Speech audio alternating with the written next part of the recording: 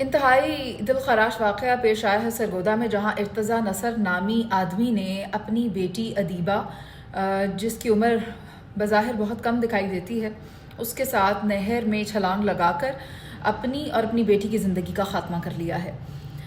یہ کرنے سے پہلے اس نے ایک ویڈیو پیغام جاری کیا۔ ہم باپ بیٹی اللہ کے والے ہونے لگے۔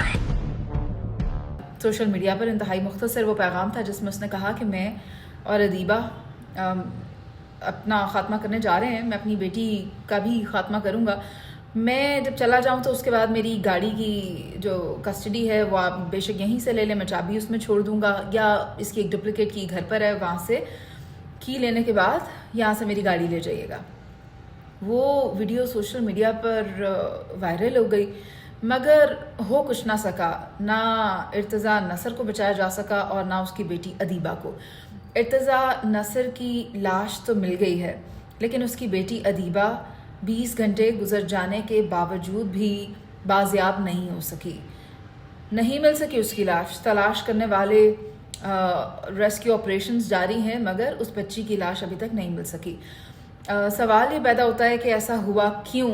تو بات یہ ہے کہ اس کی سابقہ بیوی ارتضیٰ نصر کی، اس نے عدالت میں ایک کیس کیا تھا بچہ حوالگی کا، اور ارتضیٰ یہ نہیں چاہتا تھا کہ اس کی بیٹی اپنی ماں کے پاس جائے، اس کے حوالے کیا جائے، عدالت کوئی بھی حکم دے سکتی تھی۔ تو اس نے اس میں عافیت جانی کہ ہم دونوں اپنی زندگی کا خاتمہ کر لیتے ہیں، اس طرح ہوگا یہ کہ میری بچی اپنی ماں کے پاس نہیں جائے گی۔ یہ انتہائی سنگین قدم اس کی جانب سے اٹھایا گیا، جس کی وجہ سے اس کی اپنی زندگی کا خاتمہ ہو گیا اور وہ معصوم بچی ادیبہ بھی اس دنیا سے چلے گئی۔ تو اس قسم کے کئی کیسز ہیں جو آئے روز ہمارے سامنے آتے ہیں۔ پیرنٹس کی تو سپریشن ہو جاتی ہے، لیکن بچے سفر کرتے ہیں اس میں۔ ادیبہ جیسی بچی جس کا کوئی قصور نہیں تھا، اس نے اپنی زندگی اس طرح سے ضائع کر دی، ضائع ہو گئی، اس سے لے لی گئی۔